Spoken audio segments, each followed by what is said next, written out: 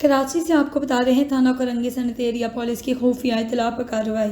कोरंगी में मनशियात फरोशी में मुलविस 2 खवातीन मुलजिमा को गिरफ्तार कर लिया गया है, जबकि दूसरी कार्रवाई थाना लांढी पुलिस की खुफिया इत्तला पर मुख्तलिफ कार्रवाइयों के दौरान 5 गुटखा मावा फरोश मुलजिमान को गिरफ्तार कर लिया है, जबकि तीसरी कार्रवाई थाना लांढी पुलिस की इंटेलिजेंस इत्तला पर कार्रवाई लांढी के इलाके में घर के अंदर से गुटके मावे का कारखाना पकड़ा गया।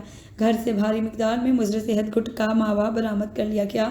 इस हवाले से मज़ीद तफसीलात जानते हैं कराची से हमारे नुमाइंदे जावेद महमूद आरई से। जी जावेद, क्या तफसीलात हैं आपके पास, आगाह कीजिएगा। अमल दरामद करते हुए थाना कुरंगी सनती area SHO inspector Khalid Memon की पुलिस टीम की हमरा खुफिया इत्तला पर कार्रवाई। कुरंगी में मंशियात फरोशी में मुलविस 2 खवातीन मुलजिमा को गिरफ्तार कर लिया गया। पुलिस हुकाम के मुताबिक गिरफ्तार मुलजिमा से 1 किलो से ज़ायद चरस आइस बरामद कर ली गई। गिरफ्तार खवातीन मुलजिमा की शनाख्त राबिया और यमुना के नाम से हुई। पुलिस हुकाम के मुताबिक गिरफ्तार मुलजिमा के खिलाफ थाना कुरंगी सनती एरिया में मुकदमा दर्ज कर लिया गया है, जबकि दूसरी कार्रवाई थाना Landhi SHO sub inspector Syed Adnan Bukhari ने पुलिस टीम के हमरा खुफिया इत्तला पर मुख्तलिफ कार्रवाइयों के दौरान 5 गुटखा मावा फरोश मुलजिमान को गिरफ्तार कर लिया गया है। पुलिस हुकाम के मुताबिक गिरफ्तार गुटखा फरोशों से भारी मिकदार में मज़र सेहत गुटखा मावा बरामद कर लिया गया। गिरफ्तार मुलजिमान की शनाख्त अली हुसैन, कुदरतुल्लाह वसीम और फैज़ान के नाम से हुई।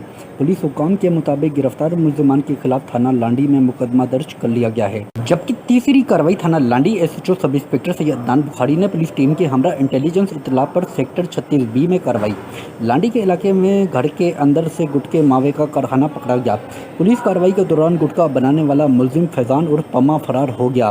पुलिस ने घर से भारी मिकदार में मुज़र सेहत गुटखा मावा बरामद कर लिया गया।